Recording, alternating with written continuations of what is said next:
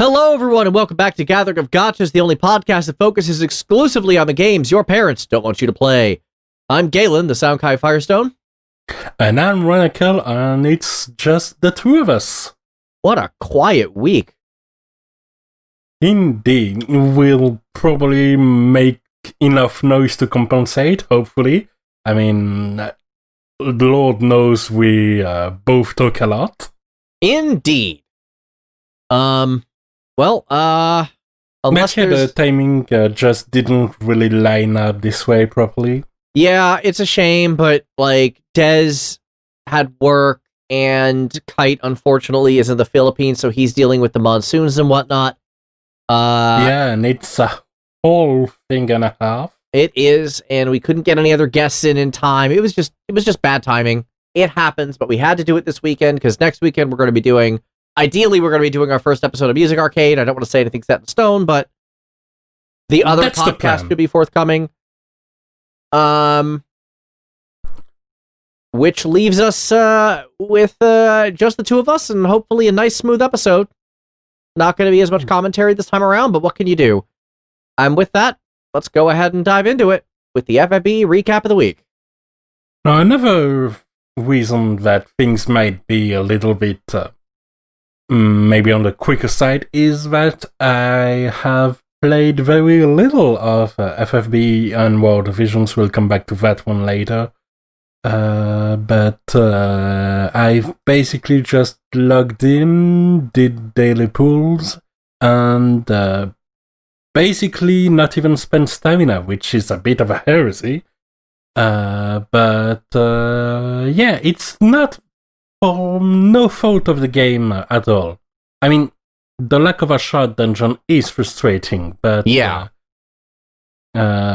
mostly it's just been that other games have gathered my attention, so I don't have any first-hand experience on any of the characters I'm going to talk about, so if I say something wrong, keep that in mind. If there is a discrepancy between what you've heard somewhere else and my words, I'm probably in the wrong.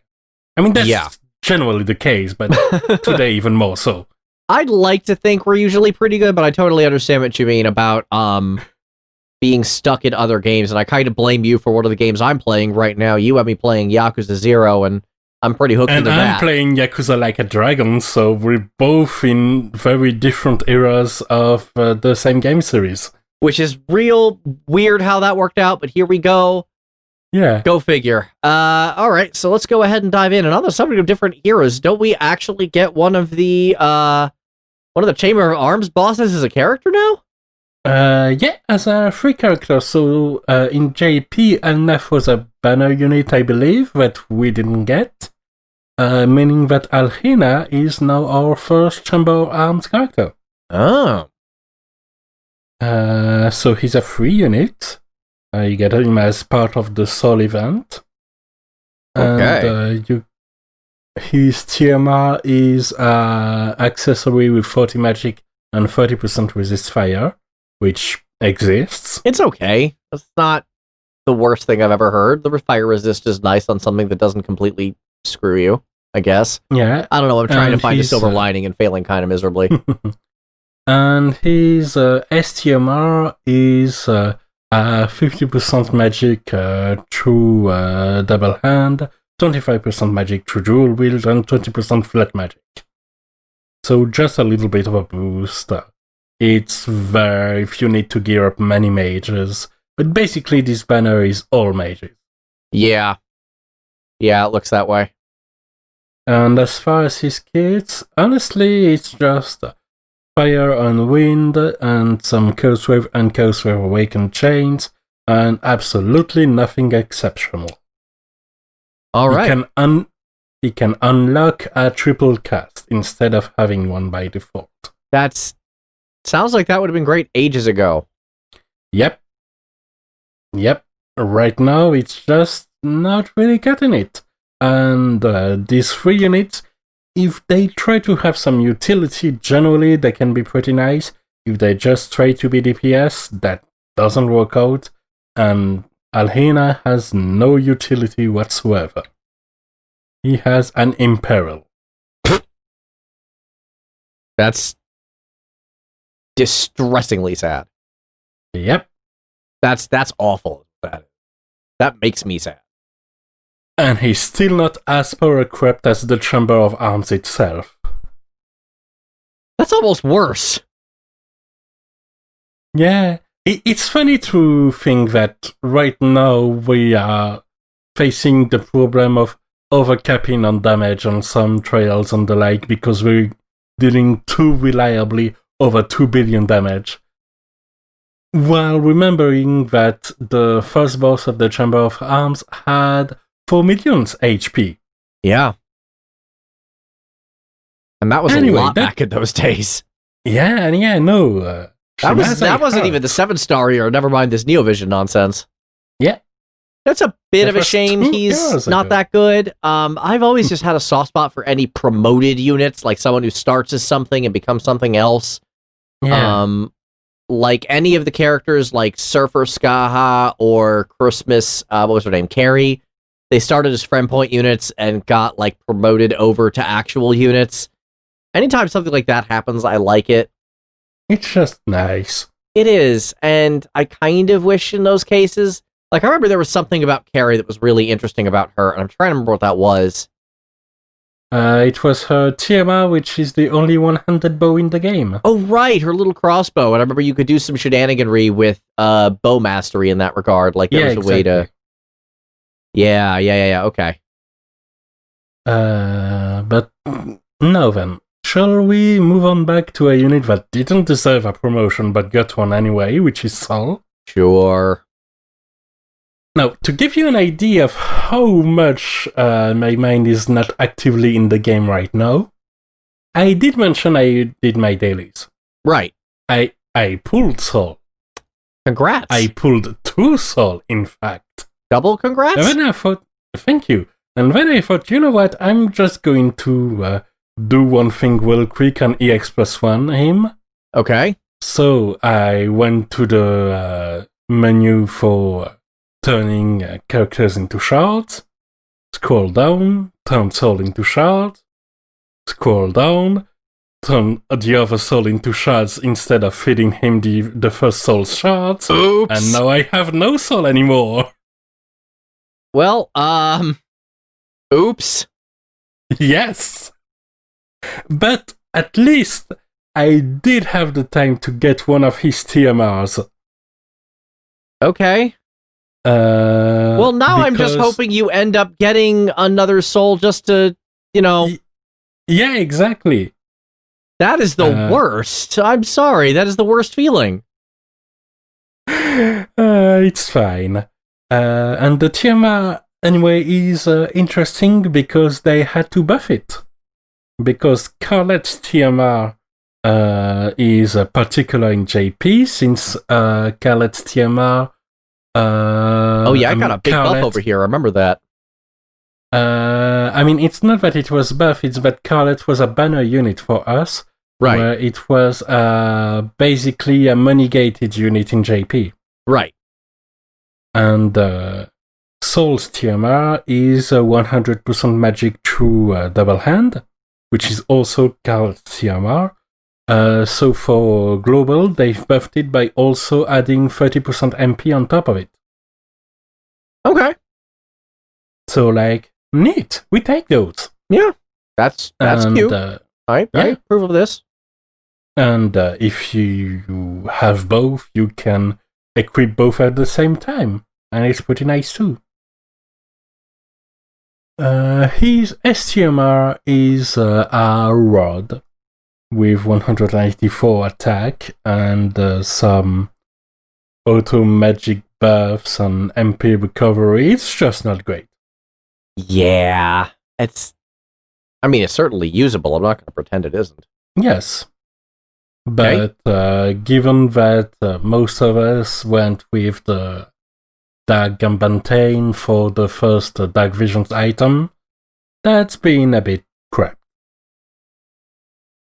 And then the main reason Sol was waited for was his Vision card, which is 100 magic, 100% Rod Mastery, and 30% magic boost for FAB units. And wasn't this power crept by Ibarra like last week? Yes, it was. Yep. I mean, it's still better for a true double hand unit, I believe. Okay. For true dual building, because I think the passives for Ibarra's vision card were true double hand specific. Or was it the other way? Anyway, for one of those, assaults should allow for an easier time slotting in a killer or some other utility material in. No, as far as his kit goes, he's a mage. Okay. No, that's just a little bit too mean to just have it be described as that and nothing else. So he's got some dark chaining moves in his main form. He has the ability to autocast 3 stacks of Mirage on himself as part of one of his chaining moves. It is a dual element move, however, so that's not ideal, but he has this ability. And he can self-imbue a 150% human killer. Now, what are those 2 elements? Those 2 elements are Dark, which is mostly what he uses on his main form, and Ice, which he mostly uses in his Brave Shift form. Which is borderline hilarious, because isn't he a light mage? Yep. Whatever. Soul can't even be consistent. I think the last Soul was Light and Fire, and this one is Dark and Ice. This is dumb. What even are elements anymore? Yeah, I don't understand why. Like, that's just not thematically appropriate. I'd rather a carbon copy or an NVA of Soul than that. I don't like Soul to begin with, but, like, that just makes no sense. And he's even got the CG treatment. So they said once upon a time that Soul wasn't going to get CG because he was too ugly for CG. That was literally their excuse. Yeah. I guess they changed their mind. Yep. Turns out that excuse didn't stop them from actually doing a CG of Soul and his weird translucent legs. Neato. And in his Brave Shifted form, he has demon killers instead of human killers. Okay. And he does have an actual spirit break that's not a 0-turn break as part of his CG. A 0-turn break? That was so weird. Yeah. Especially on a LB, since you can't even combine that with other skills. It just basically ensures that at the basis levels, it's this much break. Yeah. Even if you don't have a breakout. But yeah, well, he does damage, but that's pretty much it. He's not exciting in any way, and he doesn't have much of the appeal Ibarra has as an LB user. I still hope you... I know he isn't the best on the planet, but I still hope you get another one of him just so you don't end up wasting the shards. Oh yeah. Me too. It'd be nice. It would be. If not, that wouldn't even be the first time. I still have my 4 one of the Katy Perry unit's prisms in my inventory. Oh dear. Because I turned 2 into prisms for the other 2, and then forgot I had turned those into prisms, and say, hey, maybe I should turn these 2 into prisms to feed the other 2. To free a little bit of inventory space. And then I had 4 prisms. Well, crud. So yeah, not my first time. Anyway, Dark Fina time now. Dark Fina. Okay, so I used Dark Fina quite a bit when she landed. I got her pretty close to release. I think it was on Orlando's banner is when I got her. So she was a pretty stalwart unit. She was also a monster imperiler for her time at 7-star. Yeah, for her time. Yeah, for her time. Obviously, she got the crap crept out of her, but how does she fare now that she's gotten yet another upgrade? Well, first things first, I really like the addition to her sprite. Not even her brave shifted form, her normal sprite. Now it has this tiny earth crystal floating around, and I think it looks really well. Okay. I approve of that. That's a nice visual detail that ties into a story. I like that. Exactly. And oftentimes the upgrade to NV has barely a visual effect, so it's nice to have something noticeable. Now, as for her kit, well, first things first, she has a triple cast. Okay. And it integrates most, if not all, of her skills, including her utility. So the fact that she's a mage that still can provide 70% resistance to fire, wind, earth, and dark is not going to be lost, no matter what they do to her power. Okay. And then she gets some earth elemental moves, some non-elemental moves with an 80% spirit breaks, meaning that she is a better breaker than Soul. Good job. She has a Grandis that's 120 Imperial to Wind, Earth, and Dark. I think those are her primary magic elements, so that makes sense. Yeah, the Wind wasn't on her base form. Didn't she have Tornado? No, she has a Burial Scale. That's right. Yeah, and actual Tornado, of course. I thought it was something Tornado related, but yeah, I remember that now. Yeah. I remember using actually at the start of the 7-star unit her and Seabreeze Dark Fina to chain together. I did that as well. Yeah. Her Big Imperial also casts an Auto Revive, Refresh, and enables her to quad cast. So going from no dual cast to quad cast is pretty nice. Yeah. And the modifier for her skills are absolutely nothing exceptional. But she is not terrible. Okay. She is usable, and that's just her brave form. Moving on her brave shift, the main difference is that it's mostly focused on the wind damage at this point. Interesting. With a wind chaining move and a better one that's Nova Grandis. And of course, the expected LB that does big damage with wind element this time. Okay. So Boreas Gale Mark IV. Pretty much. It's called Unrelenting Wind. Nice. Yeah, so 3 elements in a mage, that's more flexibility than most mages these days. And the sprites are pretty nice. If you have the unit, and given how old she is, there's a fair chance you have a lot of those Dark Finas around. I think Seabreeze I had 8. I think I got 2 Summer Whips. Yeah.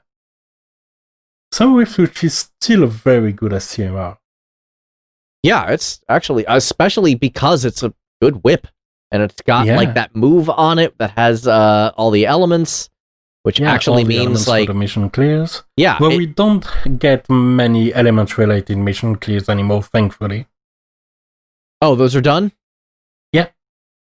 Cool. But it's even good for inflicted status elements, since it has all of the status elements it can inflict. Anyway, she also gets some buffed stats, of course. And she gets quadcast auto-casted on turn 1. Okay. So the modifiers are not exceptional, but the kit makes sense. And most of the new moves are, of course, Curseware Awakened. Of course. Because it's not like they're ever going to have variety in mages ever again.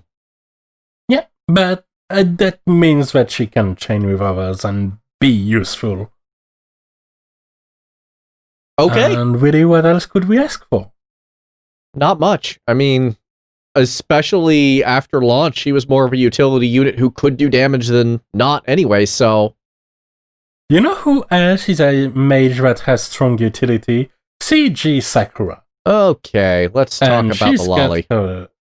she's got her LB awakening too. Her NV awakening too, sorry. Okay. So, you were bemoaning the fact that all of the mages have Curse Were Awakened. Well, do I have some good news for you? CJ Sakura has Graviton Cannon chains. Interesting. Yeah, which, as a reminder, is the chaining family for Maria from Xenogears and Felix, that one with Nutcracker Christmas unit, and 2 moves from 2B. And Whiteley Dagfina has a move, I didn't even realize that. And the Fina and Dagfina duo has 1 Graviton Cannon move too. Okay. So yeah, not exactly the most common chaining family and not on the most commonly used unit, but... No, but you know what? I appreciate it. I like different. variety. Yeah. And she is not strictly bound to that because of the way her Brave Shift works. But to continue with her main form, as you might expect, she does a lot of thunder damage, or non-elemental damage, with Quick Thunder Sight. She unlocks for 3 turns now on demand her Pentacast. Okay. And yeah, she just Pentacast Graviton Cannons, which, if you have a dupe of her, is great.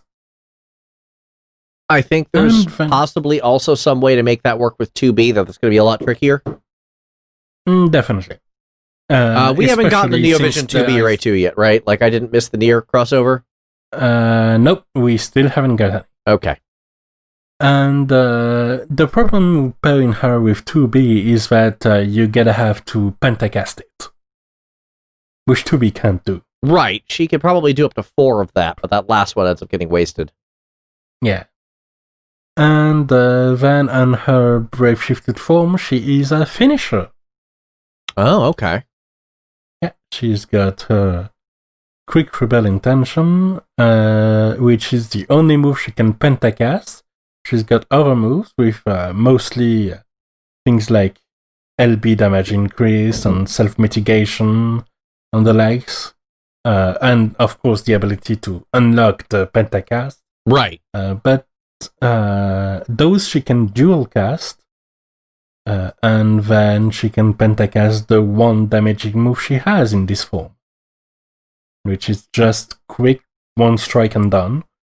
So that's nice too.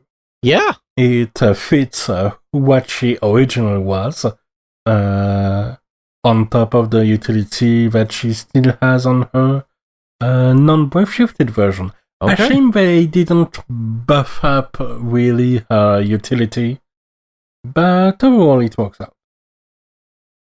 Fair enough. And I think she has a decent damage in LB as well. I remember that was the case back in the day. Her LB was... I remember that got used quite a bit. Yeah. It does have a self-break for the next turn of 100%, so be sure to have somebody that can immunize those breaks. That's... I mean, I get it, but like, ugh. Yeah. I think that was one of the things that made Lilith so good. I think she had a break immunity in there, didn't she? It's been so long that I don't even remember one of my favorite characters, but she had a something immunity that was absolutely absurd how good it was. Yeah, and you get a lot of these on healers, but if you have it on units that aren't healers, that's even better. Oh, yeah. I think, for instance, that the Lakshmi lead duo unit, or Esper unit, has one, and she's mainly a breaker, but she can provide a break immunity. So that's generally when you want it, to be able to have 1 slot dedicated to more power instead of a healer. Yeah. That makes sense. Then, with the event also came a Soul Story event, which apparently was quite good. Okay. I haven't experienced it myself, but I heard good things. if only because it's a nice break and a return to characters we're more familiar with than the Season 3 content. Though finally Season 3 main story is kicking into gear and actually getting somewhere. Okay. That's a good sign. I remember that happened with Season 2 as well. It took a really long time for it to warm up and actually start mattering. So Yeah. I've been hoping that it would happen to Season 3 as well. Yeah, it's different, but it can improve. And really, given how low of an opinion I had of it, that's already a good step. Yeah, it's a solid improvement by the sounds of it. Yeah.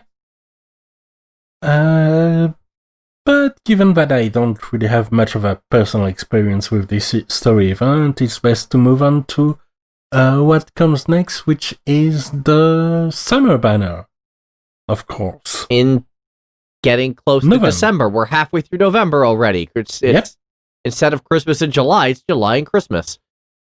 Shoutouts to Australians. Oh, yeah, it is. Oh, yeah, it is getting to be summer out there, huh? You sound annoyed at the continued existence of Australia as a concept. I shouldn't be, because Just Cook is one of my favorite people on the planet, but I'm frustrated they're getting nice beach weather and I'm getting having trouble eating outdoors weather. Yeah. But in any case, this banner was highly anticipated because we know from JP that Shoreline, Fina, and Daisy are the next big step when it comes to tank power level. Now, we didn't get Daisy herself because of we skipping the chapter 3 characters, correct?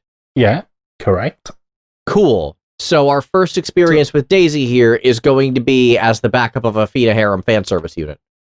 Exactly. Nice. Boy, is it fan service. Sure.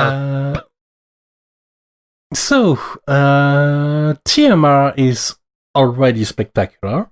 Okay. 40% HP, 40% spirit, 30% MP, and 40% weather resistance. Wow. Yeah. That's some real strong stat. It's basically the patriotic recall of all times. That's up there. That's got a lot of numbers on it. Yeah. And the SCMR is also very good. It's the Midsummer Boater. It's a hat with over 100 spirit and 50% weather resistance, and a guaranteed guts and 30% HP. What the heck? It's amazing. That's absurd. So, given that you sound unsatisfied by the level of power level displayed so far, how about a good vision card? Sure. 800 flat HP, 80 spirit, 40% heavy armor spirit mastery, and 20% additional spirit for female units. Okay. It's just strong magic tank stats. Yeah, that sure seems that way. All right. As far as the unit goes, as I've said, they are the next level of tank. What this means, for instance, is that there's an autocast cover. That autocast when you Brave Shift. Brave Shift doesn't take a turn. So you can basically have the unit resurrect and automatically they're on cover and you can use a Childe. Also, you can have the tank die, you resurrect them, and they autocast the cover. Whoa! Yeah. So all skill holes are now closed in terms of tanking. Yeah. It's basically the next huge possible step is tanking when you're freshly resurrected. Of course, they're not at their best when they're freshly resurrected. For instance, they can't have cast Splash Fight, which is a 75% self-damage mitigation. I'm sorry, did you say 75%? Yes, on top of a taunt, and some additional 20% mitigation from aquatic and dragon monsters. Okay. They also got a 6000 HP flat heal, RWS, a stat buff, a light imbue for all allies, 80% basically a good magic cover, 8000 HP magic barrier. 8,000? But that one's on a Grandis. But yes, 8000. What? It also immunizes against Spirit Break because it wouldn't be good enough on its own.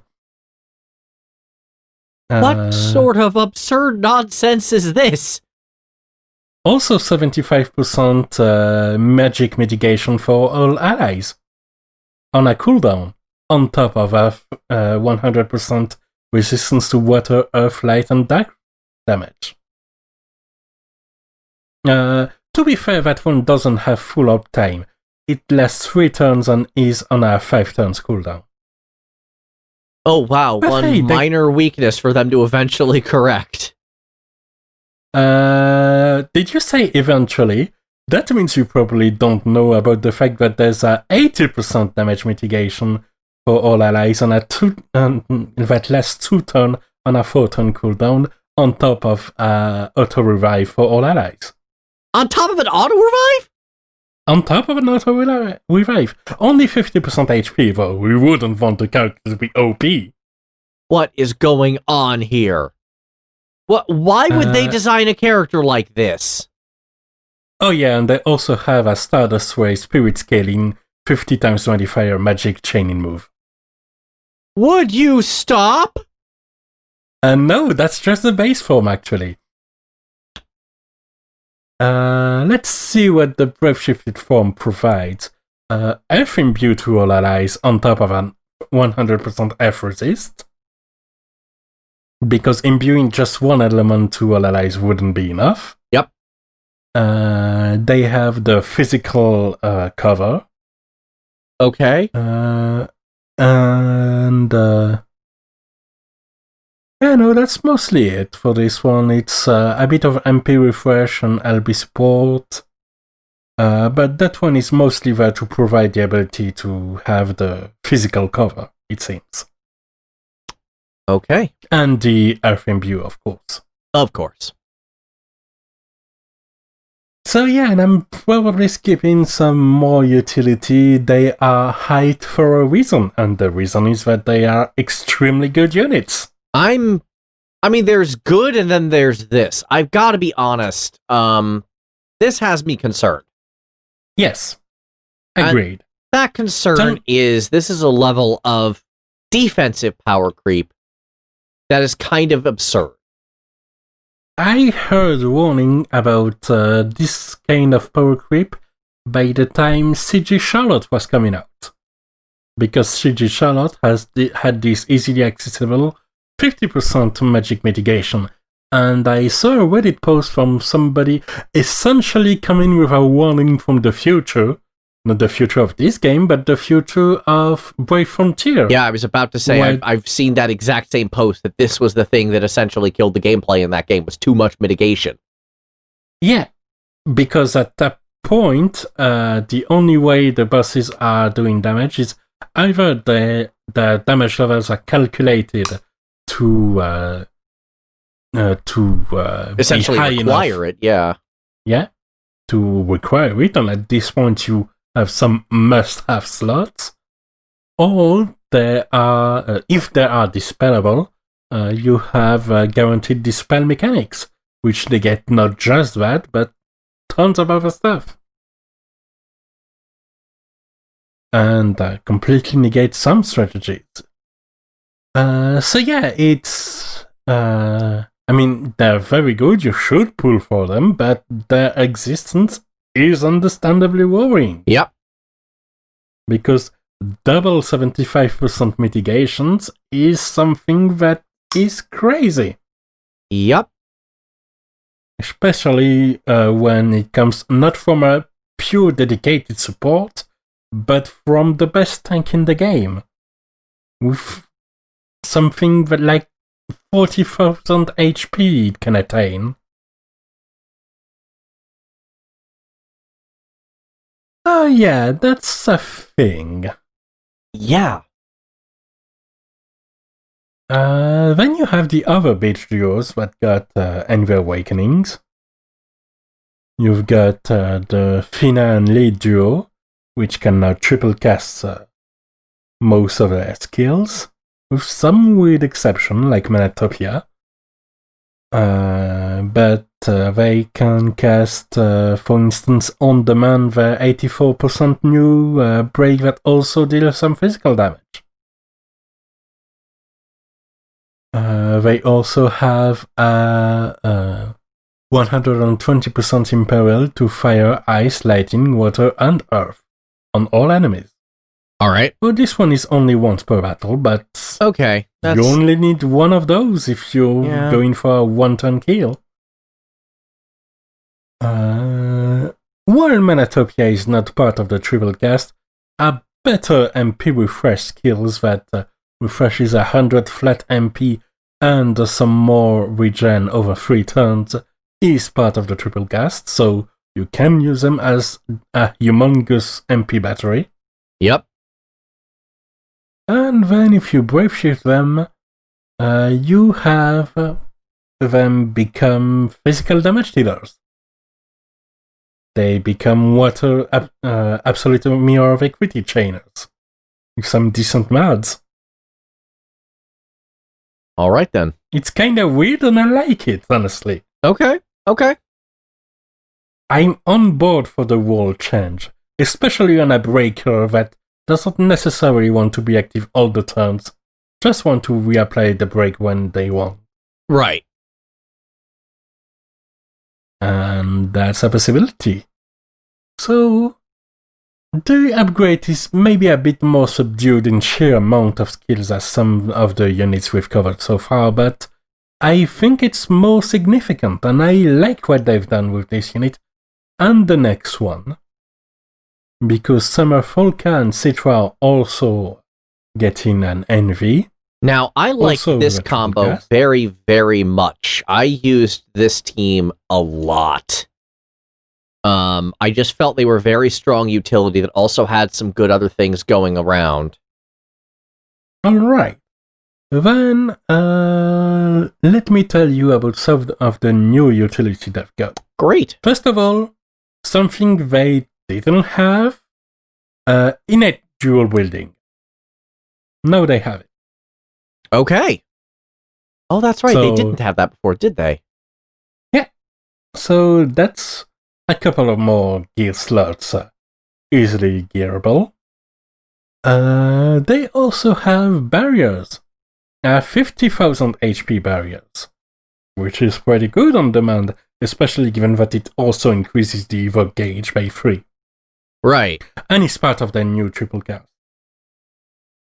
They also have Grandis, 2 uses per battle, which is an Izuna that also affects Stop and Charm, and an Auto Revive for all allies of 70% HP, which confirms that they are objectively better than Daisy and Fina.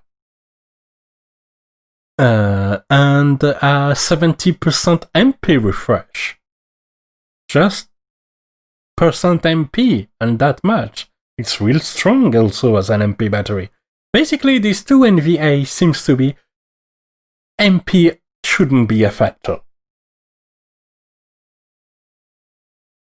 Okay. And they also have a Light Imperil, 120% with a 50% Charm Inflict chance.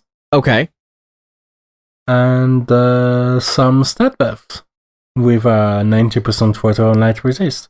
So it's okay, but nothing exceptional, I don't think. Right.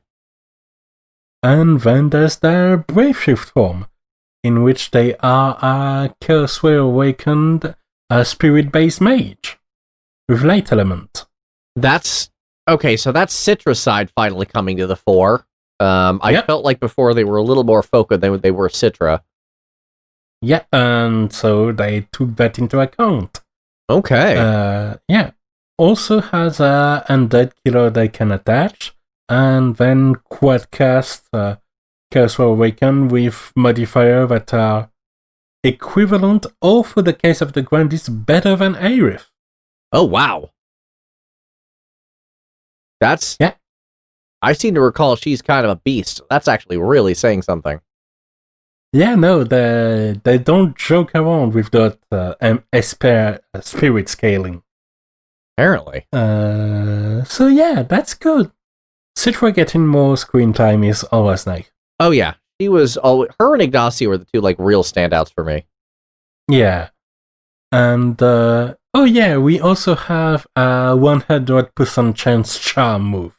Oh no. You can only use it once per battle, and the charm only lasts one turn, but that status effect that generally has a 20% chance to be triggered, well, now there's a guaranteed use. Which is nice to be able to check who you can use it on, at least. That's interesting. I feel like there's some cheese built into that. Oh, yeah. Like, if you don't really have the sheer firepower, but some bosses still give you trouble but can be afflicted by charm, this can very much be the key that lets you go completely through entire mechanics. Yeah. Oh, that's Brixie. I like that. Yeah. And then there's Mineur, which is a new unit, a Season 3 character, I believe.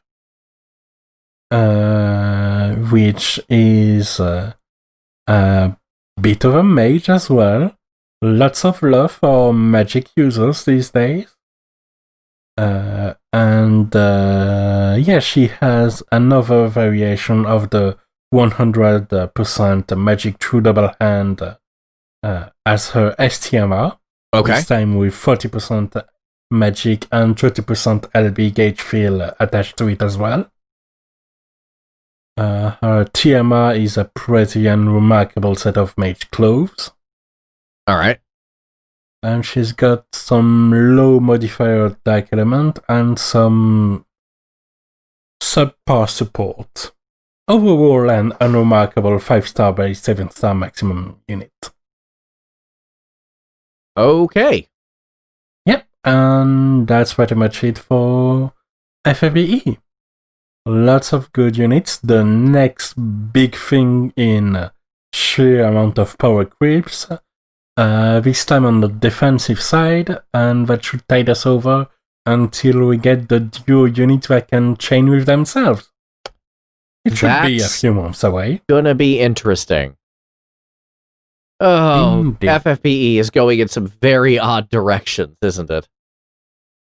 Yeah, they've ramped up the crazy, not gonna lie. They really have. And yeah, I'm curious if they'll be able to rein things in and provide some interesting challenge. I think the best proof of that would be another Telphalsanis at this point. Another Telphalsanis? Telphalsanis. That one very good global original temporary trial, which had a mode with fixed party. Oh, right! Oh, the fixed party mechanic. Oh, yeah. Yeah. Yeah, that's definitely something I'd like to see. Again. Yeah, and right now, since we're in November, things should start to return to normal pre-time they started really going full ham and skipping banners to reach NVAs sooner. I think we'll probably get our first ability enhancements we've had in a while pretty soon. That is good. I would like to see that. Yeah. Yep. But until then, that's it for FFBE for the week. What's going on in Arknights? Well, we just finally had the wrap-up of Twilight of Wollumonde. And that one was... I've been singing this event's praises for 3 episodes straight now. And as a final little post-mortem, there was one stage on there that I didn't realize was on there. This is such a cool thing that I'm so glad is there. There is a mini Annihilation marathon stage. No. So Annihilations are weekly things you do for pull power, actually. They drop pull currency, a rundrum. Nice. And those are marathon stages of 400 enemies. Now, okay, that's a lot of enemies. That is a lot of enemies, and they take like 15 minutes.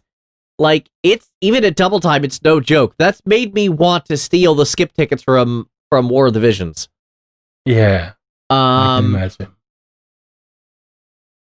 But yeah, Twilight of Wollumonde actually had a 200 enemy mini annihilation in there, and I thought that was just the coolest thing. Yeah, it sounds like a pretty great way to make one stage of this more temporary event unique in this way. Yeah, it really does. It really did feel like they went the extra mile on this event, which is really wonderful, and I hope other events stay to this quality. I've had nothing but good things to say about it. From especially since, from what I've seen from your stream, this mini annihilation wasn't just a mindless mid-grinder, but was actually pretty tough. Yeah, no, you actually had to know what you were doing. I got more than a little lucky on it. I was able to figure out the strat relatively quick, but yeah, no, it's just one of those things that I thought was so interesting and different. So if they're trying new things and those things land, yeah, great. I'm all for it. So yeah, I just wanted to once again say yes, Twilight of Wollumonde, great step for the game. This was a wonderful event, very challenging, great bosses, great story, great stage concepts. Really changed the way I had to think about this video game, and I really appreciate it. Good. Getting to take out of the bench some of the units because they do one very specific thing very well and you didn't need it right now. Yeah. Is good game design. It is good game design. I actually needed fast redeploy units. Gravel got used, like, a lot. So I'm pretty stoked about that. However, that actually brings us around to our newest event, which just came out right after Wollumonde, which is our third CC, our third contingency contract. A weirdly called contingency contract number 1, because the last one was number 0, and the one before that was just a preseason, I guess. So what you mean to say is that you're very much in a zero theme kind of gaming period between this, the follow-up to this and Yakuza and all of that. Well, yeah, I guess. Yeah, but this one is, yeah, kind of, I don't know. Their numbering is weird in Arknights. I'm giving it a shrug. I don't really understand. But before we get into that... Who needs reason when you can have a sense of style? Yep. So before we get into that, let's talk about our newest banners. We have the Misty Wild banner, which is, once again, wonderful. They name banners. Hooray! So this is the combination of Asbestos and Tsukunogi. Just to check. Yes. Asbestos, not Asbestos, right? What did I say? It is Asbestos, isn't it? No, you wrote Asbestos. Which sounds like a very fitting nickname, if that's a good unit. She is. She's niche. So one of the things that happened in Twilight of Wollumonde is there were enemies that actually did arts melee damage and did a lot of arts melee damage. So I found myself in the awkward position where non-tanks were tanking just because they had a bunch of resistance. Asbestos, well, she is our first tank with a bunch of magic resist. No. Her whole thing is magic resistance. And I'm just thinking, like, girl, if you were out like 2 weeks ago, you would have been amazing. I had Lapland tanking. Lapland is a squishy attacker, but she was tanking because she had the res for it. So yeah, Asbestos, there isn't really much to say. She has one job, and that job is magic mitigation. Good, that's an important job. That is an important job, and it's a job she does very well. Excellent. The other character on this banner is Tsukunogi, who is a supporter, and she is kind of weird. She is a defensive supporter, which is, there's the first one of these. She'll actually buff the defensive stats. Normally supporters are like, they slow or they debuff, or in one case they heal, but Sora's just weird. But generally speaking, their version of support is supporting your offensive line, not supporting your defensive. But this one is actually a buffing supporter. She'll give survival buffs, which is interesting. It's a very interesting niche. I did get her. Excuse me. She's the one I got on this one. She provides. She actually gives evade to allies, which is weird. When you absolutely, definitely need your big blocker to not die. Yeah, which is helpful, obviously. She's just a very interesting, very niche unit. There have been other mitigators before, but in both the cases, the best mitigators in the game have both been healers. Shining and Nightingale just give stats while they heal, which is amazing. And then their skills give more of those stats. Nightingale became my favorite healer in the game just because, oh yeah, add a bunch of magic resistance. It's like we were just talking about that or something. Like that's in high demand. Yeah. And low supply. Yeah. Especially low supply. Now one funny thing about this Misty Wild banner, both Asbestos and Tsukunogi are 5-star units. Guess who the 6-star unit is on here? A unit that's already been in the game for a while? It was a trick question. There is none. Oh. Yeah, this banner is just the 5-star units. You can get a random 6-star, but you're just going for the 5s. Interesting. This isn't the first time they've done this, but it still kind of surprises me and actually kind of makes me happy that occasionally Arknights will just release a banner with no new 6-stars. Yeah. And just here's some 5-stars. Especially since in your first 10 pulls, you're guaranteed, drumroll please, a 5-star. So if you pull just once up to the bonus, yeah, you're very likely to get one of these two very cool units. Very weird, very niche units, but frankly very cool if you're willing to make them work. I mean, you can't really get that much more clearer on your message that your 5-stars are still very relevant units. Oh goodness, your 4-stars are still very relevant units. There's a bunch of 4-stars that I use very regularly. Meteor, Ambriel, Utage. Like, I am very happy with the 4-star selection in this game. There isn't as much of a gulf between 4 and 5 as 5 and 6, but usually you find, like, all sorts of cool utility in this game, which really is Arknights stock and trade. It's cool utility. Yeah. I've been a big proponent of having the biggest possible tool belt that you could possibly have, because no two characters act alike. So there we go. And boy howdy, are you going to need it in this new contingency contract. Oh, tell me about this Operation Pyrite. Operation Pyrite is operation out of the frying pan into the fire. This thing is awful. The difficulty is through the roof. I was smacking my face against the first day of this thing. Okay. So to start, we have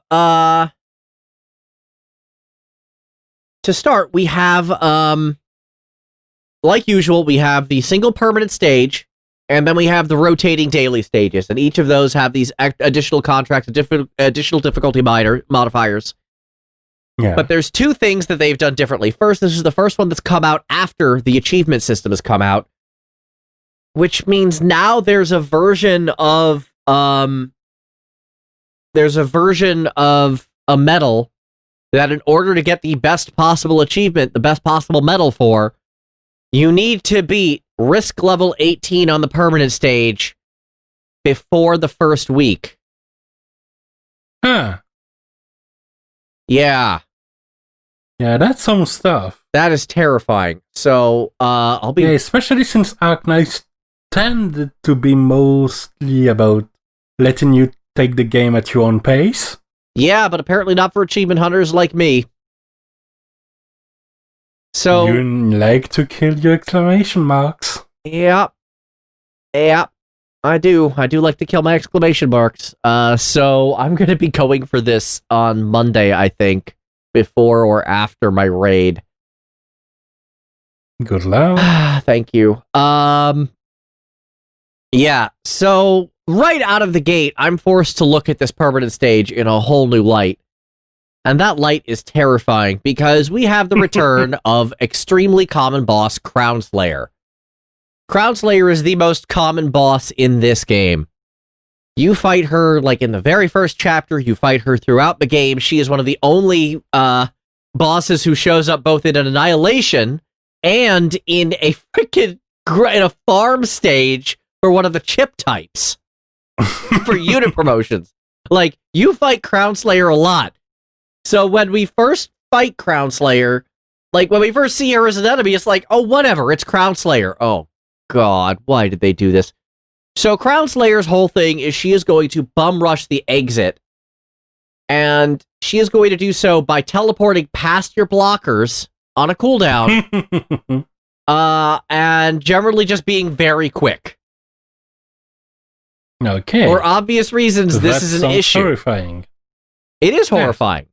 The other trick about her, one of the ways you would routinely beat her before, other than just dropping raw damage into her, is that she has a fairly low weight class, which means she can actually be bullied around by characters like Feeder or Cliffheart, or anyone who can move units around. She can be pushed around pretty good. So there's a whole YouTube series of videos on Crown Slayer bullying. Well, they decided to really ramp this one to all heck, because one of the risks you're probably going to need to take to even reach Risk 18 is buffing her, including her weight class, which means you can no longer do this. And another one is you're not even allowed to deploy specialists who can do that to begin with. Okay, for the record, I just searched into YouTube, and just by typing Crown Slayer, the first autocomplete was Crown Slayer bully. Yup. This is very common. And the first video is literally 1,000 ways to bully Crown Slayer. Yup. So, yeah. Looks like she's had enough. Yeah, so her route is the most direct she has ever been. There are 2 teleport points on this map.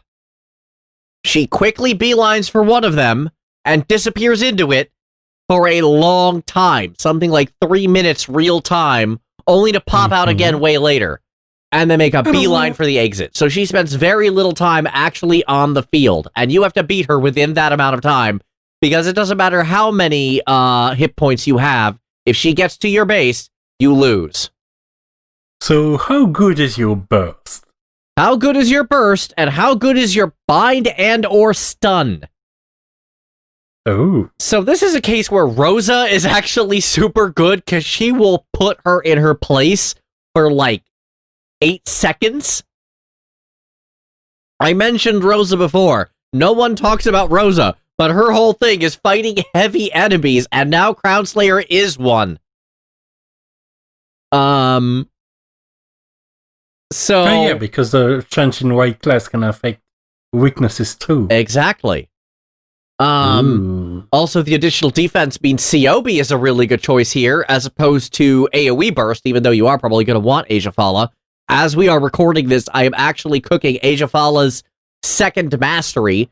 I have not mastered anyone else twice before. Like, that just shows how crazy this CC is, that I'm willing to turn someone into a multi-master unit, which is an incredible expenditure of resources.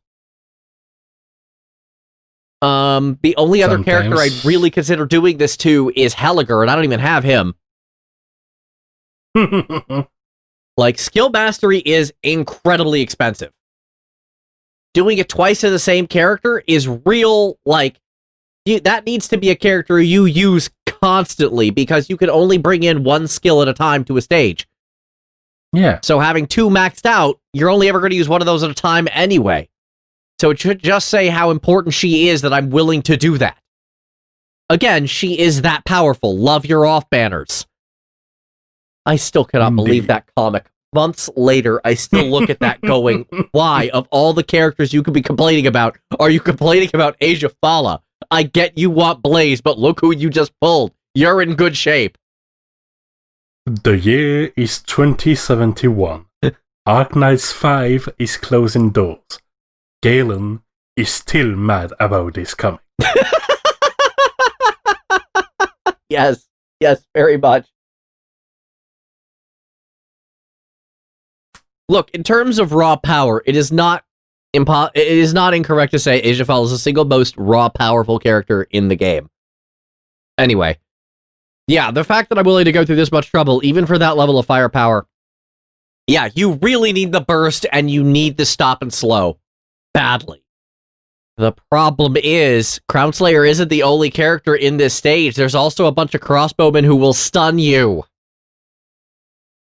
So you need people to absorb your stuns. You need enough heal power to survive that. You need mitigators. You need at least one blocker. It's a mess. This is a mess of a permanent stage. Good luck indeed. The last CC permanent stage actually has become a daily stage in this one, and truth be told, is much easier. This is a massive spike in difficulty, which of course now I've got to do week 1, which means I have a limited amount of time to prepare for and or consider how to do so. Help! It's a really good stage. It's really hard. On the other hand, the rewards are worth it. I'm just glad it's good hard. It's good hard. It's kind of crap, but it's good hard. Yeah. It's hard but in that means you have to pay attention. Yeah. It's also hard in a wait. Crowdslayer's actually cool? Sort of way. Yeah. So that's the large part of the problem with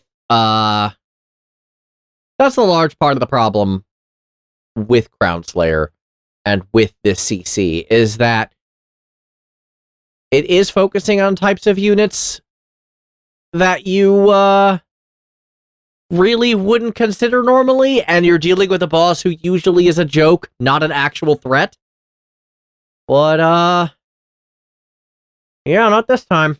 This time you in trouble. This time be ready to bring the pain. Which actually brings us around to the daily stages. And the second daily stage also bring the pain? Yeah, the daily stages, the second one, pathetically easy.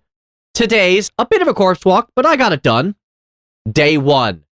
Sheer hell. It is hard for me to undersell just how hideous this first stage was. This first stage was an absolute travesty. It was, in a word, ridiculous. That bad, huh? Yeah, it gives what we call originum. It gives basically armor breaking originum slugs, which is this whole thing. And yeah, it was bad.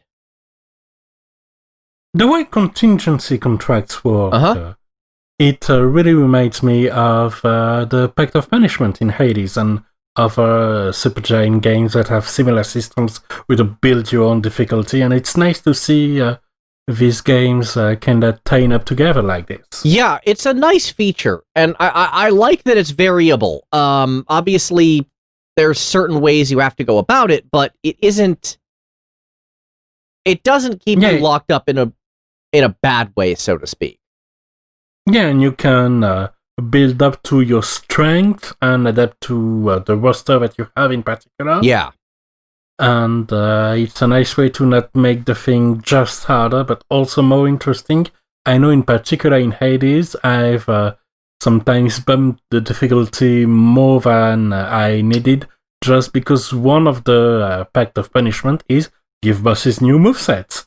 And so, for instance, the first boss has these 3 different alternating sub-bosses that are similar but have slight variations. And in the packed version, you get all 3 at a time. Oh, wow.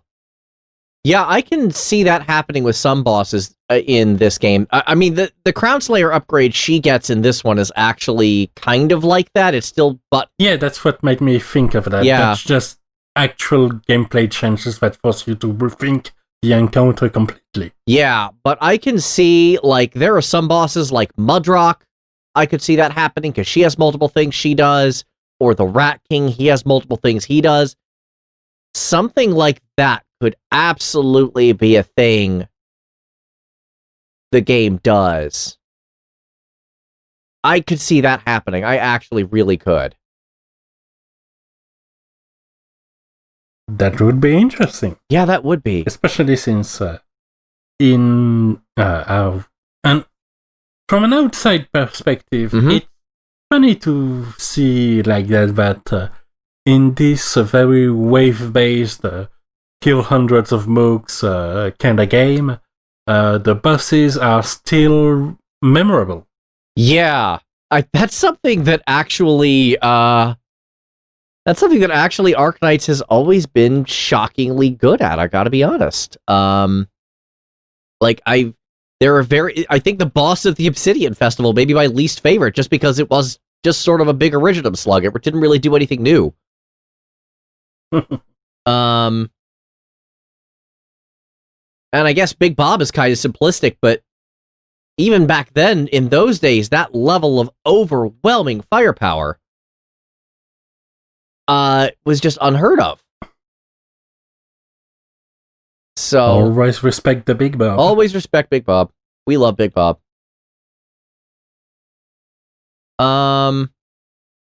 But yeah, that brings it back around to, as you said, in a game where waves upon waves of mooks is kind of the standard.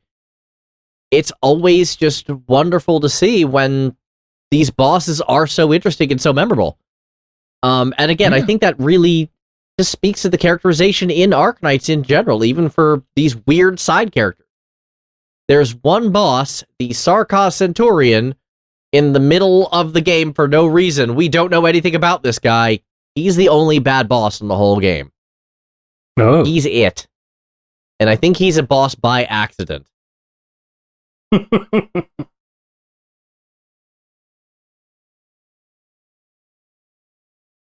Yeah, it turns out you can leave a strong impression when you have a good gameplay and want to actually be willing to do things with it. Yeah. Yeah, I'd say so. And yeah, now the one thing about the CC that actually, like, the difficulty is kind of actually reflected in the rewards. Oh, that's good. Because for the first time, we are getting Royal Vanguard tokens. Sounds impressive. Well, what that means is you can upgrade the potential, and that means the dupe. You could essentially create a fake dupe of any 6-star Vanguard. Okay, that's good. That's incredible.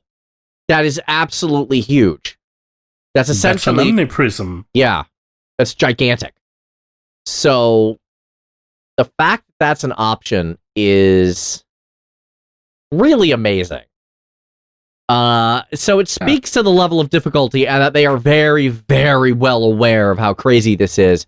Because if they're adding something that powerful to the shop, they're making you earn it. I'm glad that it feels like it's worth it, man. Yeah. And There's also your usual, like, stuff. There's a new costume for Manticore, which is actually really cool. It's the slick kind of dark bad girl look, which I kind of dig. A lot of leather, a lot of, like, it's got, like, the leather pants and jacket look. She kind of looks like an 80s thug. It's pretty cool. Neat.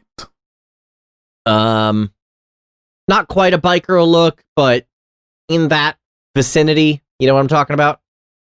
Well, no, if she had a biker look, you'd have started with... So I've purchased this new skin. Yeah, well, I mean, the skin is reward currency. It's not actually purchasing. You actually have to win to get it, but... you know, it also has your usual sort of crafting mats. It has some,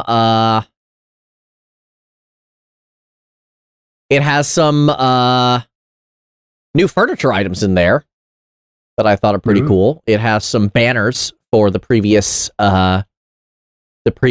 contingency contract operations you can put up in your dorms. Yeah, rewards are pretty cool. The Royal Vanguard tokens are really the standout, and obviously the costume. You know, I'm a sucker for costumes. One look at my freaking DLC list on my PlayStation will let you know that real quick. Costumes are nice. Yeah. And they're just an effective ways to make things a little bit spruced up, a little bit more yours, without affecting the game's balance. Yeah. Yeah, I'd say so. All told, couldn't be happier. This is a great event. I'm very pleased with it. It's hard. Its difficulty is insane. They are not screwing around. That's a good thing. I like that. It makes you use the things you've invested into. Yes, and very often you'll have to invest in some real weird stuff. Because just one of those things that happens, like in the first contingency contract, or the negative one, the negative first contingency contract. I guess it would have to be -1, wouldn't it? I mean, the Kingdom Hearts title makers would assume otherwise. But let's not go there. Yeah, well, because that's a whole realm of nonsense. Also, contingency contract dream drop distance is just hard to say. It is. Unless you shorten it to CCDDD. Well, now I kind of want to. That actually sounds pretty alright. So yeah, back in the first contingency contract, or negative first, or whatever we decided, back in CCDDD, I actually promoted a lot of very strange units who were really just useful for that event. This time I don't find myself doing that. This time I'm focusing mostly on the stalwarts. I've been doing my basic promotions, but mostly just to make sure everyone on the planet is E1. But I haven't felt the same sort of, like, niche pressure. It's mostly been, get my people ready for a huge fight. So that's good. It is and it isn't. I'm never a fan of a situation that kind of requires just hard power levels, especially in a game like Arknights where strategy is so important. But for some reason in this one, I feel like I just really need just raw firepower. I mean, in your toolbox, a shotgun is a tool. A shotgun is a tool, that is correct. So it also is the case in Teardown, incidentally, which is a game that has this whole destructible environment, and you get a variety of tools like a sledge and a paint can to mark arrows for your escape, and then you have a shotgun. Okay, fair enough. Because sometimes you just need to make a hole there.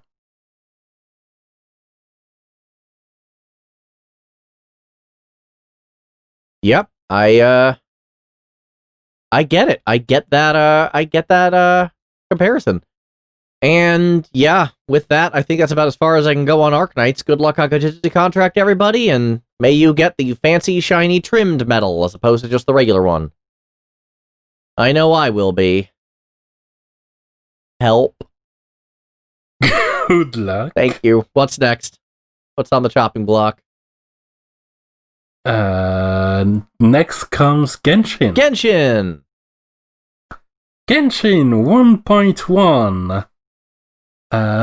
Which came to us and brought a lot of goodies with it. Yeah, I heard there were some pretty serious quality of life improvements as well. Yep. So let's start with the simple stuff, which is the story and the bosses and all of that. Okay. The most front-facing content, so to speak. And yeah, it's good. The story can get a bit nonsense at times, but it at least provides some justification from some of the good set pieces they're building up. Okay. And we get some big places that explode, and really, what else could you ask for? Okay, so regarding the places that explode, Yes. do they explode, does that actually change the environment? No, because the place was far enough that you couldn't really take notice of it. I mean, at least you couldn't step on it. Maybe it was in the scenery, and now it's not. That's a bit of a shame. Well, then again, they've shown that they're going to alter some scenery since the next area will get. Right now, it's just a piece of decoration, but it's going to get fully featured eventually. Yeah, I mean, even then, I was kind of hoping, changing active environments. Like, they did a little bit of that. They added some fencing outside of, Mondstadt for a bit, but I don't know, I feel like there's a little bit of freedom they could have with changing the environment a bit. Yeah, in one area in particular, we could certainly see some changes in geography. Even if there's not actual big content in there, just some rocks moved around would certainly give even more weight to the situation. Yeah. But, we have the final encounter, which is this big wave-based climactic battle where eventually you get infinite stamina, regenerating health, and trigger shockwaves that deal enormous amounts of damage on every other hit. Okay, that's... that's just... Here, have some gratuitous power in this defense mission. Alright, sure.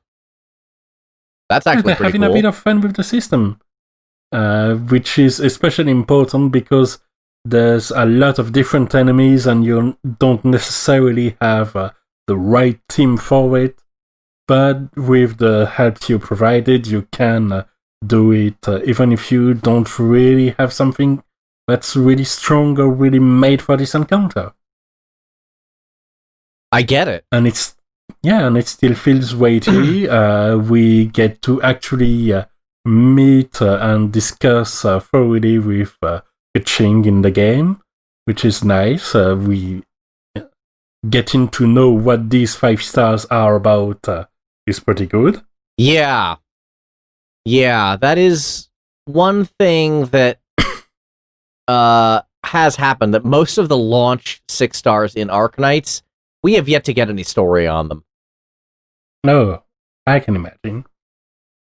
Yeah, no, we're getting that. I mean, we already have Diluc pretty well covered by the main story. Yeah, I did get that far in the main story to discover that he was actually pretty serious. Jean, too.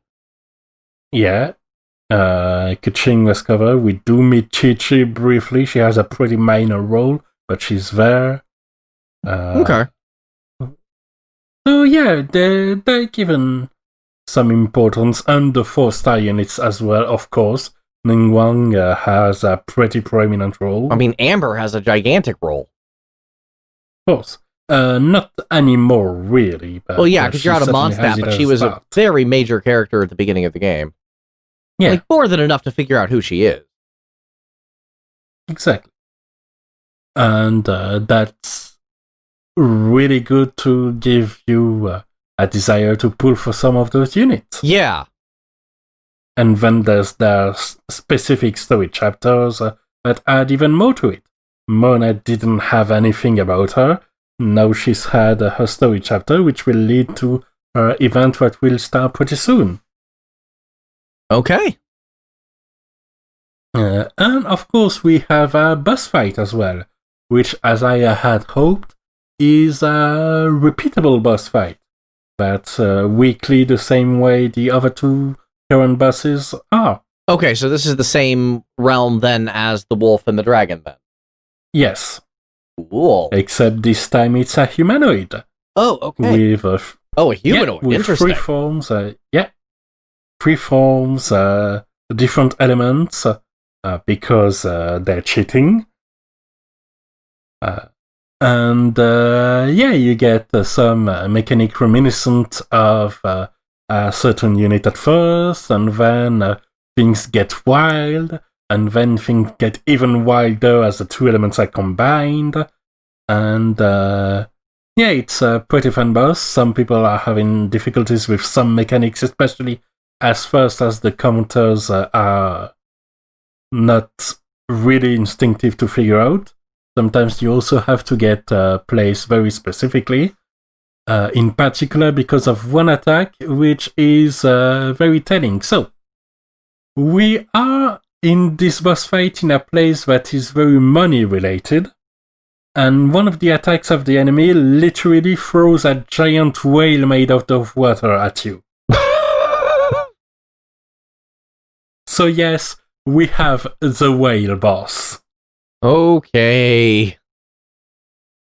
I don't know if it's intentional. I love the possibility. I'm sure it is. It has to be.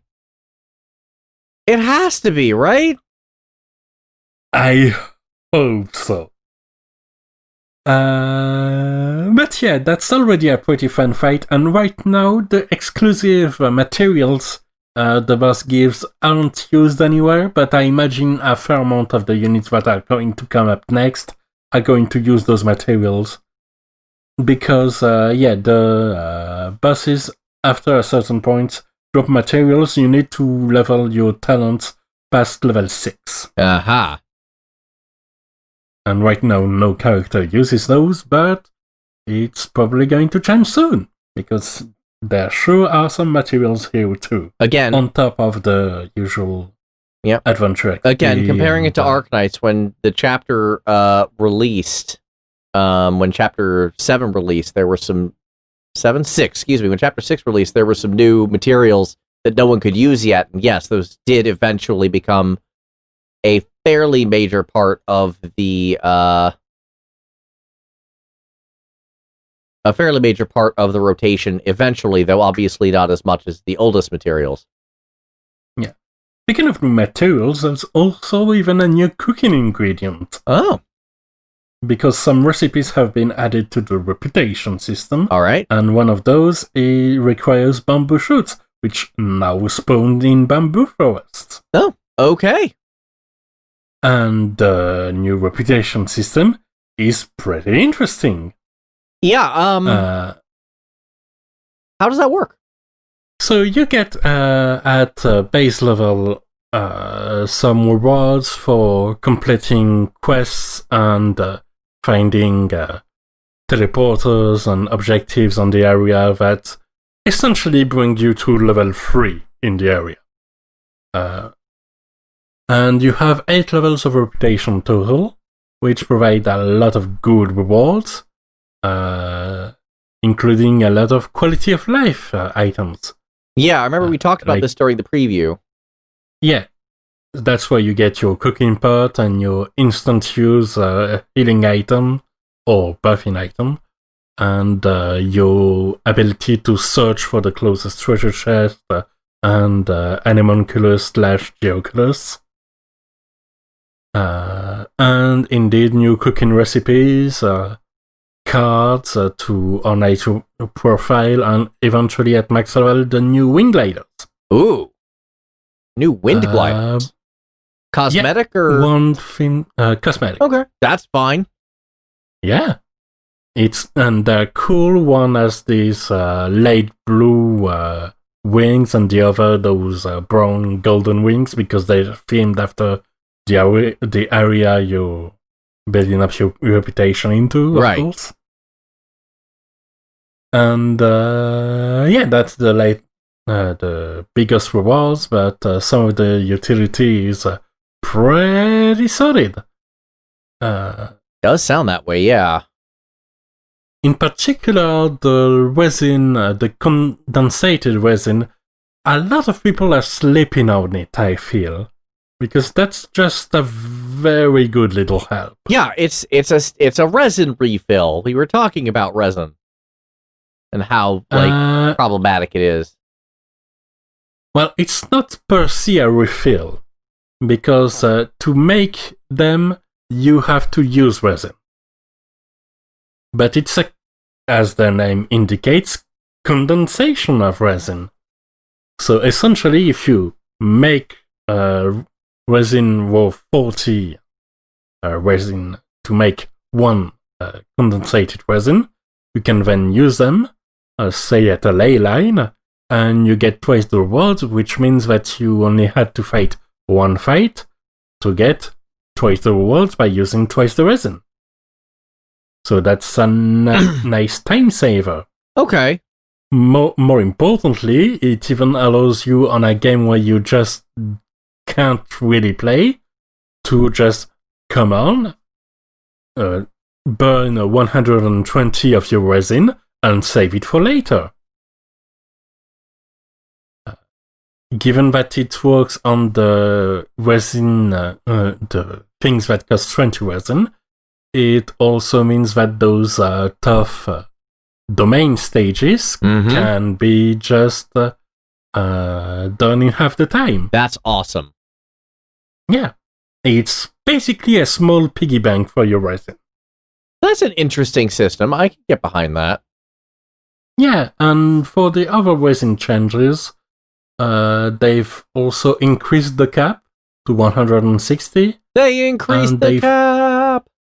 And they've lowered the Battle Pass mission to 1,200 resin. So that you kind of inadvertently answered a question I was about to ask. Like, we talked about the... Yes, there is a new Battle Pass. Yes, it's exactly the same Battle Pass as the previous one. Okay. Which means fine. that you can get a duplicate of one of the Battle Pass weapon. Which is pretty good. The only difference is that if you purchase the premium version with the additional 10 levels, you get, of course, a different little card for your profile. Yay!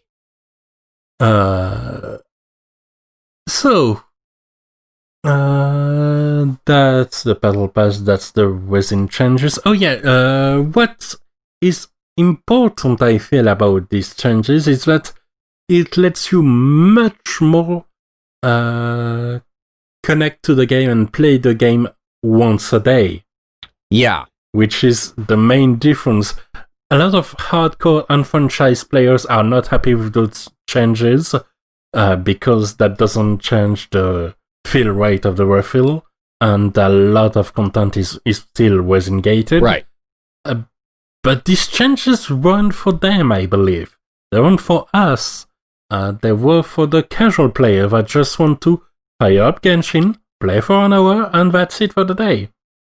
And for that, it's possible to do things like clear the weekly resin challenge. Yeah. Without using refills, which is important. I completely agree. Oh, this all sounds good. Yeah. And as far as the reputation go, back to it. Yes, please. So once you've done what you can with the fixed content, you can only clear once.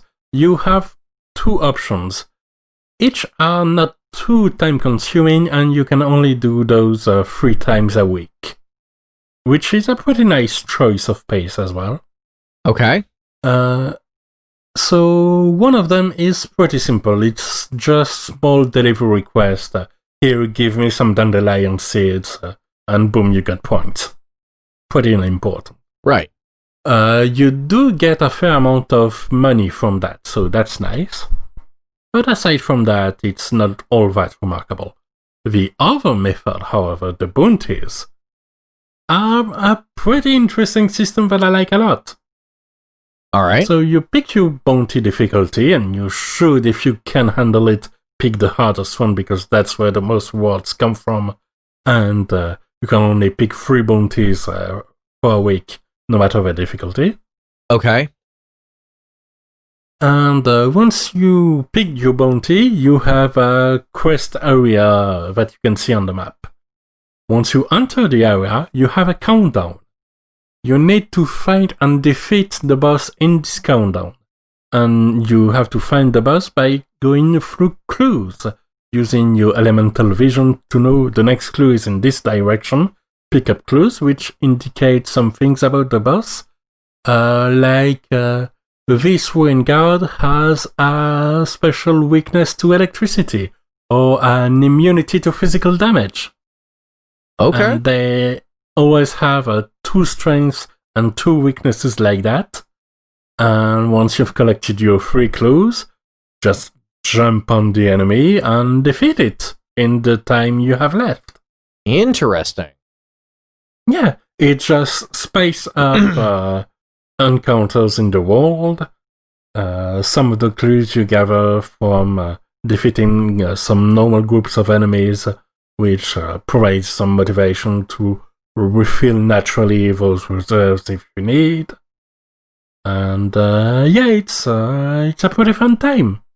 And at 3 times a week, you don't have to just chain it again and again. It doesn't cost any resin. It provides also with some good money. It's good. That's awesome. Yeah, I like the reputation system a lot. It's well implemented and the rewards are very satisfying. I'm currently building on the Mondstadt reputation full stop to get that instant use healing or buff item. The MRE. The MRE? Meal ready to eat? It's called the MRE. I think the acronym stands for something else. Okay. I just hear MRE, I get flashbacks, but okay. But that's not all of the good stuff that 1.1 has brought, believe it or not. Okay. So, first things first, when it comes to quality of life improvement, rebindable controls. Oh my god, it finally happened. It not only happened, but happened in the best possible ways. I didn't even have to rebind anything, because it detected that I was on a French keyboard, and it automatically changed the bindings to suit a French keyboard. So it went from having no bindings to actually having, like, really solid accessibility. Yes. Okay, Genshin. Good job. Credit where it's due. That's awesome. Yeah. Also, like you can choose weapons even 3 stars or less that you are locking in and you're not selling or using those in enhancements. That's amazing. That's good. Yep. When you have a weapon equipped, you know who has it equipped just by looking at the icon. Good. When you use artifacts to enhance other artifacts, you can actually check what the artifact does. Good. On top of that, we actually have the English voice actors listed. Yes, I've heard that. We also have voice acting in the main character's voice acting section. Yeah, I heard that. I'm actually very happy with that. That's like, Yeah. I know they have an actor. Why is this not happening? And now it is. Yeah. Even if Paimon is there to serve as a bit of a voice standing, it's good that we actually have some conversation that are voiced. We can hear things. That's what I like. Yes. And I've probably forgotten some pretty useful things too. Overall, the UI has these little bit of annoyances that have been real smoothed out in a lot of small ways. Overall, making 1.1 a very solid patch in my opinion. Yeah, everything I'm hearing sounds good. Yeah. And we haven't even talked about the new units yet. Well, So we also have a banner with 2 new units and 2 old ones. Okay. Because it's a banner with Ningguang and Beidou. All right.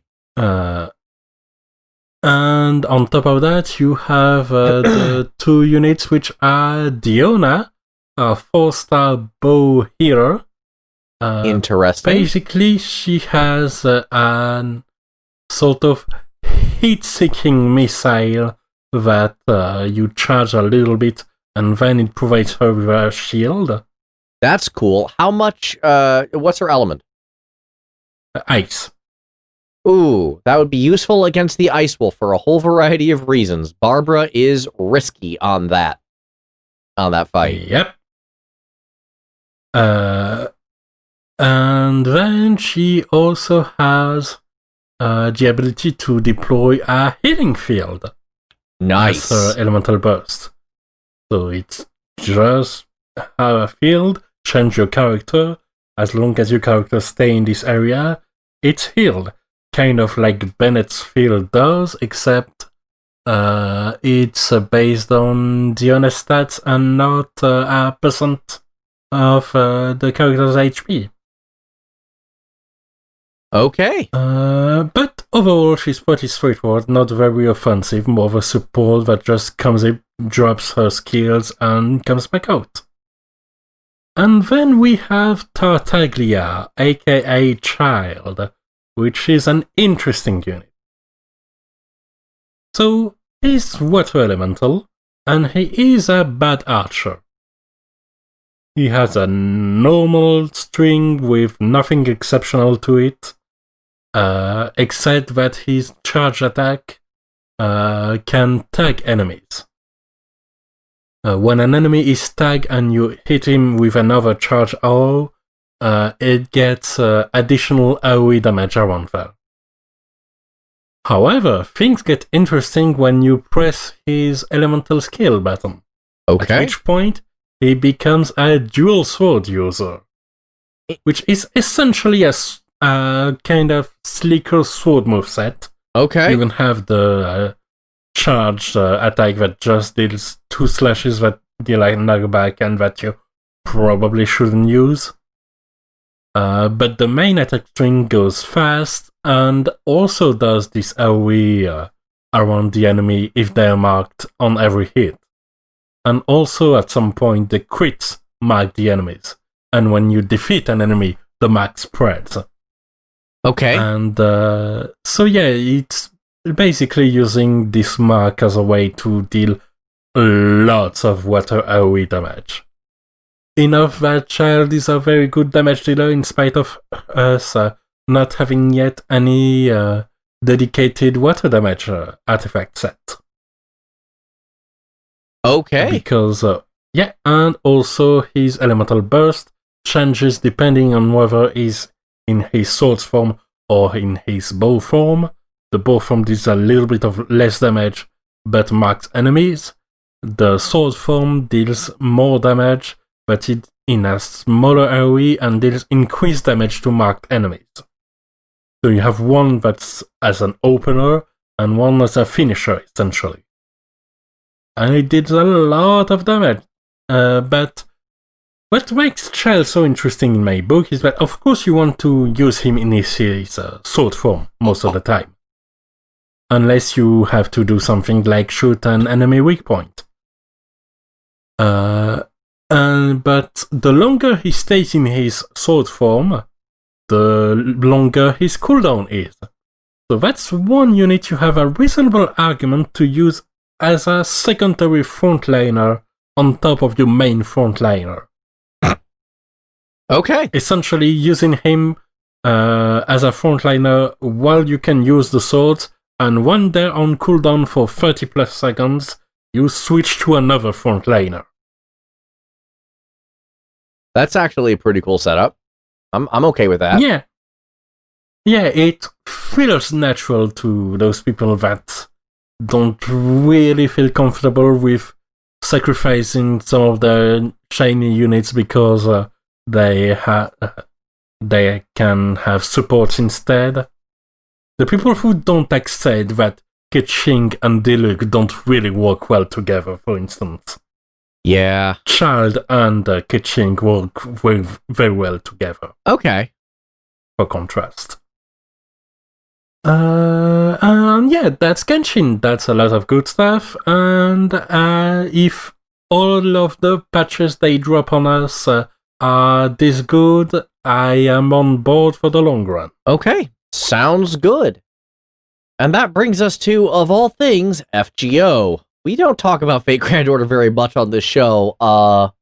We don't really have specialists on board on the mic very often. Yeah, but Spacebird gave us a little info about what's going on. Apparently there is a rerun of last year's Christmas event, which features a Santa version of an alien superweapon. Or a hun. Well, or a hun, but the alien superweapon part came first. Yeah, Extella's story was weird, y'all. I really like that game, but I'm not going to pretend it wasn't completely insane. But, yeah, apparently, that's a recap of that. You can get Altera, aka Attila the Hun, because this fate is a thing that makes sense. A Santa version of her. Because we need more Saberface. Altera's not a Saberface. Oh, I thought she was a Saberface. No. Maybe. No, she totally doesn't look like them, which is actually really refreshing. Good. Yeah, she's not even white. Like, she's actually a person of color. Good. Yeah, I was actually very impressed by her design, gotta be honest. And her weapon is the Sword of Mars, which is not talking about the god. I'm pretty sure it's talking about the actual planet Mars. And it kind of acts more like a whip than it does an actual sword because it's like energy. It's weird. She's really neat design-wise. The Santa version rides around on a giant sheep, which is just plain cute. I like sheep. I don't know why. You know? Sheeps are cute. Sheeps are cute. They're fluffy. They are fluffy. They are absolutely fluffy. I will fully admit that. So if you want, if you're an FGO player and want your alien super weapon with cute sheep in Santa mode, go get her. Fate just got a little bit fluffier. Yep. Unfortunately, that's more or less all I have on this. I don't play enough of the game to understand whether or not she's good or not. I don't know how the welfare units work. According to the story, and I quote, Attila and the MC have to save Christmas by invading the underworld and stopping Ereshkigal, the Sumerian, as one does, the Sumerian goddess of the underworld, from having a creepy god take over Santa's domain. This just sounds wild and weird in the way that Fate gets. I don't know what it is. Sounds like Fate, alright. But, yeah, I don't know what's going on here. I'm sorry. I'm kind of a nobody when it comes to this. I played the Dynasty Warriors game. I didn't play the FGO. I'm reporting this to the best of my ability.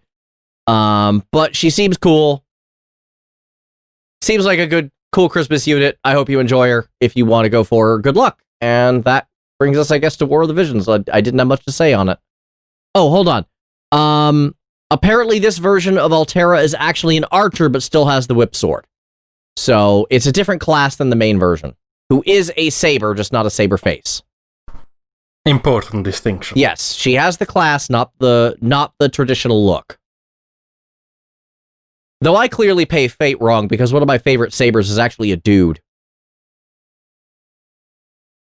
I mean, it's not wrong if you're having fun. Hey, you know what? Gawain's just cool. What do you want from me? He's got a really cool moveset, Nixtella. Anyway, I have vamped on that one about as long as I could. Let's go ahead and talk about War of the Visions. War of the Visions.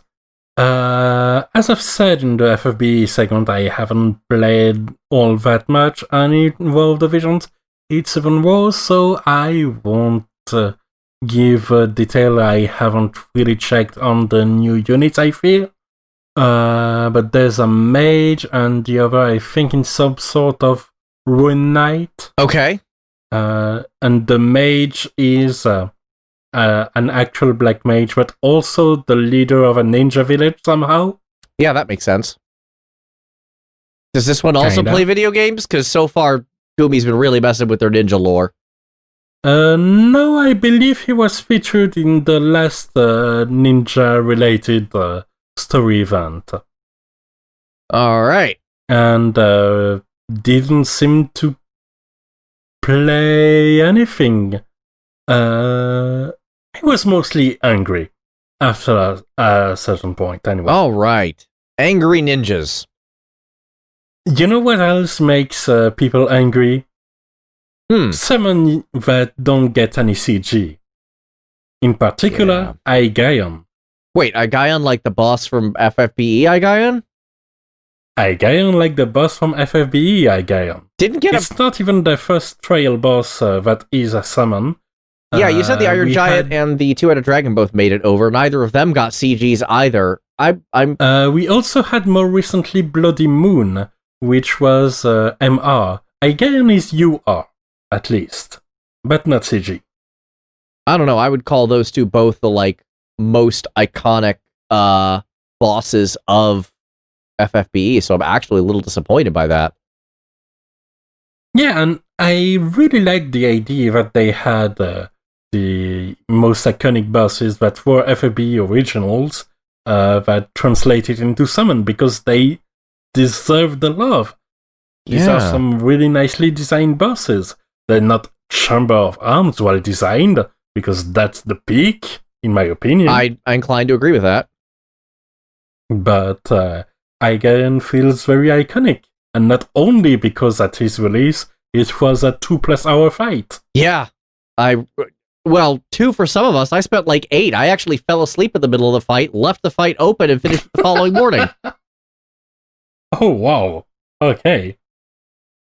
No, I just decided not to fight him until eventually I got A2, which of course made things much simpler.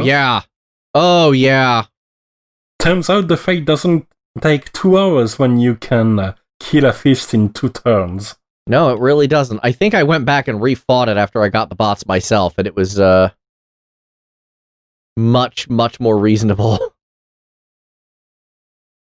But yeah, not much in the way of inside information on War of the Vision, for no fault of the game at all.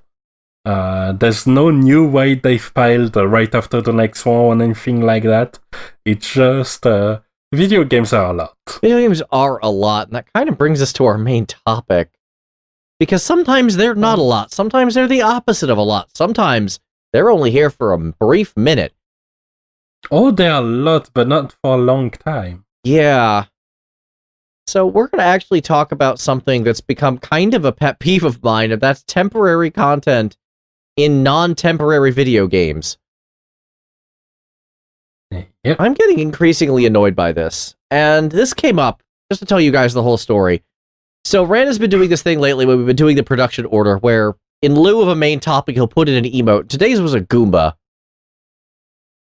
And that reminded me that... A different emote each time, thank you. Yes, it is a different emote each time. You are correct. I apologize for not making that distinction. Simple. And that reminded me that I still haven't bought Super Mario 3D All-Stars yet, which I really should do. Because it's going to disappear. Because it's going to disappear. It's no longer going to be purchasable as of March, which is a baffling decision for a digitally released game. Some have said there is the possibility that they're going to sell the free games as that are part of the All-Star collection separately after this time, but we don't have a confirmation. No, and even if it is the case, they really should have communicated earlier about that. I fully agree. And that's not the only one of those Nintendo's doing. Because they're also doing it with Super Mario 35, their new sort of Battle Royale score attack mode of Mario. Which is conceptually awesome. Yeah, I've seen gameplay of it. It's actually really cool. I just don't understand why it's temporary. Like, I get... I don't know what I'm even trying to say here. It's just a very confusing decision for a game like this. Like, why is this not a permanent fixture? Why is X, Y, or Z? I'm just so confused. And it's one thing to have live service games that are going to be supported up to a point and eventually are just going to fade away. But that's just another level of games that could stay up, but just don't. Yeah. And it's not even the first time I've come across this. I am a big Hitman fan. I played a lot of Hitman, and I saw this temporary stuff going on with elusive targets in Hitman. Now, at least they cycle back around. They're like temporary events more than they are temporary anything. But the more I play, the more I'm like, wait, these elusive targets, I kind of want to mess with them a little more. A couple of them, especially in Hitman 2, towards considering its development cycle, have actually felt a lot more like they're full stages. They're not just, here's a random target on an existing stage and we're just going to add a couple things to it. No, they actually like change a fair amount of things, and it says a lot that a number of what would have been elusive targets actually ended up becoming permanent content instead as special assignments that you could buy through the season pass. So clearly there's a level of effort here, and I kind of want to explore them more than the one time they let me, because the thing with elusive target is if you die, you can never redo the stage, and if you kill the bad guy, you can never redo the stage. Now, there's ways to, and sometimes you might want to redo the stage because it's fun. That's kind of what Hitman's all about, is doing the new stage in different ways. That's kind of the whole thing. So only being able to do it once, it's got a temporary thrill. Yeah, I understand the need for this kind of mechanics as a way to build up tension. Yeah, but the more I think about it, the more I think it doesn't work the way they would have liked. And that kind of brings me to my increasing annoyance. This sort of temporary content. Yeah, this has kind of been building for a while, and I think Super Mario 35 and Super Mario 3D All-Stars are kind of the pinnacle of this. Like, why do this? Why have this temporary content in paid games? I don't... There's another thing it reminds me of that we have discussed this topic a little. Okay. And it's thinking about Destiny 2. Okay. Which I haven't played personally, but I heard that they've been pretty heavy-handed on a system called the Vault. Okay. Which I believe is kind of similar to the way it works in Warframe, which is a game I did play. Okay. But the idea is that after a while, every year, they cycle some of the content and activity that is in the game and cycle it out of the game and just vault it and cycle the content this way to, I don't know, keep the number of activities manageable, not dilute some loot pools or something. But overall, it just keep content away from it. And as I've said, from what I've heard from community outcries in this front, they were very heavy-handed in taking a lot away from the game and putting very little to fill the void they've created. Okay, that's not a great design decision. I can understand why you... I mean, cycling is okay as long as it cycles back in, right? Like, it's not, like, completely temporary? Yeah, but a 1 year cycle is a bit much. It's long. Yeah, it's just... Like, things like some games, like, say, Spelunky 2, have a daily mission that every day everybody gets a unique seed to compete on, and that cycles, and once the seed is gone, it's gone. That's perfectly fine in my book because it's just like a little challenge thing. Yeah, there's not something. It's also a little more extra than core content. It feels like it doesn't feel like it's the main crux of the game. Exactly. And that's just. I mean, if you're going to get some pieces of gacha in your live service games, in your normal games, in your sales practices, maybe don't take some of the worst parts of the gachas, which is their short lifespan. Yeah, because that always bothers me. Like, I've seen actual games go offline before, but usually that's because of lack of play, not essentially the video game version of planned obsolescence. Yeah. I've followed along Scott from Accursed Farms, which is very vocal and even militant about one simple tagline, which is a plea to developers to stop killing games. Something that felt very personal when it came to Battleforge, which was this unique concept of a card game RTS, where you had booster packs and you could build your deck of units and then use them in an RTS battle. Interesting. Either in co-op against the AI or in PvP, and it was awesome. And it's a game that hasn't been recreated since. It was a unique experience. It was pretty set to make a boatload of cash if it came maybe in a time where these practices were more commonly accepted. Yeah. Because it came maybe a bit early for its time, and that's its main fault. One of its main fault, the other being that it was published by EA, which probably has a hand to play in the fact that the game died eventually. Yeah, that's not surprising at all. Yeah.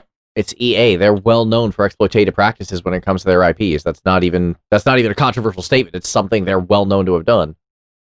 Absolutely. But it was an awesome game, and now it's gone, and there's plenty of games like that. And as players of gachas, we've seen games come and gone. We've outlived a fair amount of games, including some that were covered pretty prominently. And covering a game disappearing is never really fun. No, it really isn't. Even if I didn't really like the game, like I still look back on it and go, what if? And if a game is never really allowed to flourish, if a game is never really allowed to grow, it's the downside of this whole genre right here in no uncertain terms, and it is brutal. And to bounce on more recent game activities, some games need the time to grow. Among Us is over 2 years old, but only came into the forefront a few months ago. Yeah, and now it's even getting new modes. Like I've seen beta modes of like zombie mode and stuff going on. It's really interesting. Yeah, and if they decided after a year, well, guess people are interested, we're shutting it down. It never would have come to the forefront like that. And maybe there's an alternate timeline where Mario 35 picks up speed because it's the right combination of luck and random factors and really gets important on the summer of 2021. Except it won't be, because it won't be online. Yeah, and it's just a silly move. I don't know. It just bothers me. There's so much in the gaming sphere that just makes so little sense. And I don't know what exactly Nintendo is doing on this one. Like, them I'm kind of calling out specifically because they're taking games offline. They're taking 35 offline entirely. They're taking Mario All-Stars offline from the store, so you can't buy it after March. In the case of Hitman 2 and the Elusive Targets, look, they are there and it's annoying they aren't going to be going forward or something, question mark. but it's still a game you can play offline. It's still a game that you have access to all the data to, and there's still a ton of levels you can play. It'll never fully go away. Well, I'm a bit frustrated by the fact that Hitman 3 being an Epic exclusive means that the carryover or save data from the Steam version to this version is uncertain as far as I know. No, they've already said it will be. There'll be carryover. No, okay, I thought it was just from the Epic version of the Hitman 1 and 2. No. Because it's saved. I mean, it'll carry over if you have an IOI account, which just about everyone who plays the game is probably going to. Okay, it's a content. Okay. Yeah. So that's actually been resolved. I'm not worried about my save data. Good. Then maybe I can start playing the game before they release 3. Well, I've already put. I actually checked today. I have 436 hours in Hitman 2. God, I love that game. And that's a game that I know will always be there, even if some of the parts of it won't. Unless the modding scene gets involved, which I actually know they are. I guess the short version is save us, modders? Maybe? Yeah, and game developers, let modders save us if you won't do it yourself. Looking at you, Bethesda. Oh my god, Bethesda, please.